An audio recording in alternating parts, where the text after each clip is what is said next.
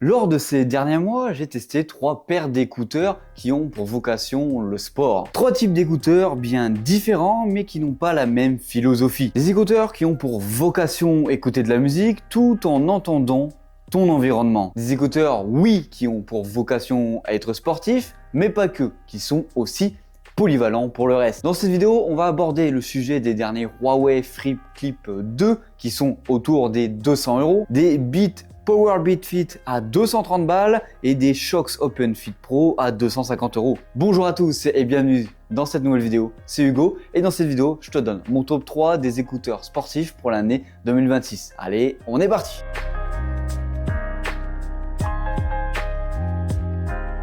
Alors oui, dans cette vidéo, avant que tu te poses la question et que tu me poses la question en commentaire, oui, je n'ai pas mis d'écouteurs à conduction osseuse. Et la raison est simple à tout ça, c'est parce que clairement la qualité sonore est inférieure, ils sont inutilisables dans des environnements trop bruyants, on a une sensation de chatouillement avec les vibrations et l'ergonomie de l'arceau rigide n'est pas la plus polyvalente pour autre chose que le sport. Et pour moi, ces 3 types d'écouteurs sont bien meilleurs que ce type d'écouteurs pour ta pratique sportive. Bon, je t'avoue que dans cette vidéo-là, je vais pas te rappeler la fiche technique. Si tu veux voir la fiche technique de chacun des produits, je t'invite à aller checker leurs vidéos respectives sur la chaîne. Et au passage, si l'un des produits t'intéresse, tu pourras le retrouver en description. Ça soutient énormément la chaîne. Dans tout ça, les plus confortables, c'est lesquels? Parce que oui, quand tu fais du sport, t'aimes pas avoir quelque chose de désagréable dans les oreilles et d'encombrant. Clairement, pour les plus confortables, je mettrai devant les Shox Open Fit Pro avec leur design Dolphin Arc qui vient directement épouser ton oreille, peu importe ta disposition d'oreille et ta morphologie. Ici, contrairement aux Huawei qui ont un système de pince, ici, ils sont posés sur tes oreilles. En gros, c'est la gravité qui va venir les tenir en place. Concrètement, tu ne les sens pas, ils sont légers et tu peux mettre des lunettes facilement par-dessus sans souci. Ce type d'écouteurs, notamment ici, on parle des Shox, c'est clairement la meilleure option selon moi pour faire du sport, pour aller courir, pour aller faire des trails sans avoir quelque chose d'encombrant dans les oreilles, pour quelque chose de vraiment hardcore. Alors, Huawei propose aussi leur équivalent, c'est les FreeArc que j'ai déjà testé sur la chaîne, mais ils sont beaucoup moins chers. Et tu vas me dire pourquoi Hugo, tu n'as pas mis les Beats Powerbeat Fit dans les écouteurs les plus confortables, notamment avec leur ailette de maintien qui vient directement le maintenir dans l'oreille, car ils ne sont pas adaptés à mes oreilles et ils me font mal. Mais ça, on est d'accord que c'est peut-être pas le cas pour tes propres oreilles. C'est sûr que cette option-là, c'est la meilleure pour avoir des écouteurs qui ne bougeront clairement jamais, car tu as une fixation dans l'oreille. Et surtout parce que là, on est sur des auriculaires avec des ailettes. Donc clairement, c'est celui qui te bougera le moins, même si tu as la tête à l'envers. Et dans tout ça, les Huawei, qu'est-ce qu'il faut en penser? C'est le meilleur compromis des deux mondes. C'est léger, tu ne les sens pas du tout sur l'oreille. Ils ont un maintien qui est très surprenant, même à la première approche quand tu les prends en main. Et surtout, c'est des écouteurs que tu peux utiliser autre part que dans le sport. C'est clairement ça le gros avantage de ces écouteurs-là. C'est qu'ils ne sont pas cantonnés à faire du sport. En gros, tu peux faire du sport, mais tu peux aussi bosser avec sans avoir un truc immense dans les oreilles ou hideux. C'est clairement les plus polyvalents entre vie et quotidien et sport. Par contre, si on veut être le plus objectif, les Shox sont les écouteurs les plus confortables au quotidien. Après, je mettrai les Huawei et à la fin les Beats parce qu'ils ne correspondent pas du tout à mon oreille parce qu'on a quand même quelque chose qui est enfoncé dans l'oreille. Niveau design et finition, franchement, Huawei ici, je ne peux rien leur dire. Ils ont une vision beaucoup plus mode avec des finitions bien plus premium au visible que les autres et surtout ils sont surtout bien plus différents que les autres dans leur format. À côté de ça, quand tu regardes les Beats, eux ils ont surtout un aspect très plastique. Un aspect plastique oui, mais aussi bien fini qui fait moins premium que les Huawei, ça c'est sûr. Et eux les Shox, ils ne cherchent pas à être glamour, mais plutôt dans l'efficacité et franchement c'est plutôt bien fini. On sent quand même qu'on est sur un produit premium destiné à vraiment des sports extrêmes où on fait n'importe quoi avec et où on ne prend pas soin d'eux. D'un côté, les Huawei ce sont les plus facile à mettre et à mettre en place sur tes oreilles, tu viens simplement les glisser dans ton oreille. Après ça, tu as les Shox qui sont faciles aussi à mettre, mais un peu plus compliqués que les Huawei, mais en vrai, quand tu as le coup de main, ça va. Et après ça, tu as les Beats qui sont pour moi un peu plus compliqués, car des fois, l'ailette ne se met pas du tout au bon endroit dans les oreilles et tu te demandes surtout où elle doit aller au premier abord. Au niveau du son, on en a clairement un qui est bien meilleur que les autres et c'est totalement normal, car les Beats ici rentrent dans tes oreilles concrètement alors que les deux autres non. Le son lui il est directement dans tes oreilles et ici on a un son fun et dynamique, des vraies basses percutantes et viscérales.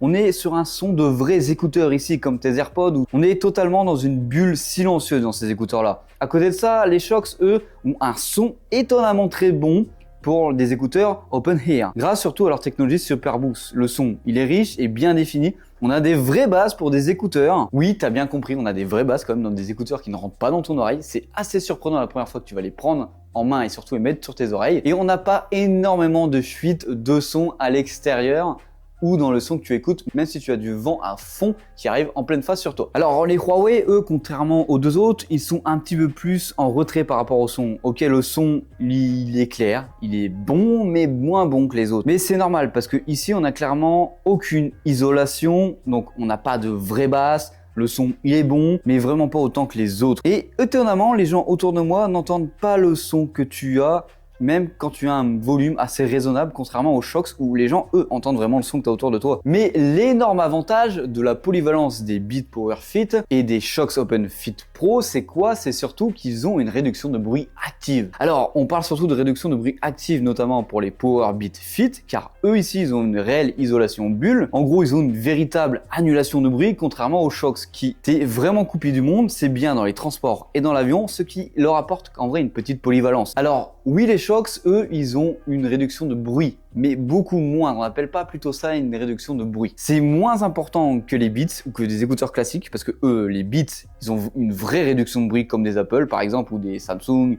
ou des Sony. Mais c'est largement suffisant pour te couper du monde, mais pas trop des bagnoles en ville, par exemple. En gros, concrètement, il te faut quand même un peu de musique avec un niveau sonore assez fort pour que la réduction de bruit marche vraiment au maximum. Bon, c'est bien beau, peut-être que la réduction de bruit ne t'intéresse pas et tu vas me dire c'est normal Hugo, je fais du sport, j'ai envie d'entendre mon environnement même si je suis dans les bois et qu'il n'y a personne autour de moi. Tu as envie d'entendre le petit pigeon qui fait couicoui. Bah clairement, sur cet exercice-là, c'est les Huawei FreeClip 2 qui sont les meilleurs. Grâce à son architecture qui ne bloque clairement rien, le canal auditif est totalement libre. La transparence acoustique est totale. En gros, concrètement, quand tu mets ces écouteurs-là, c'est comme si que tu n'avais rien du tout sur tes oreilles. Les Shox, eux, sont aussi bons dans cet exercice, mais moins naturels que les Huawei. Mais si ton objectif est clairement d'entendre ton environnement, les Beats, ils ne sont pas du tout faits pour toi. C'est clairement des bouchons, vu que c'est des intras, donc ils bloquent physiquement tes oreilles.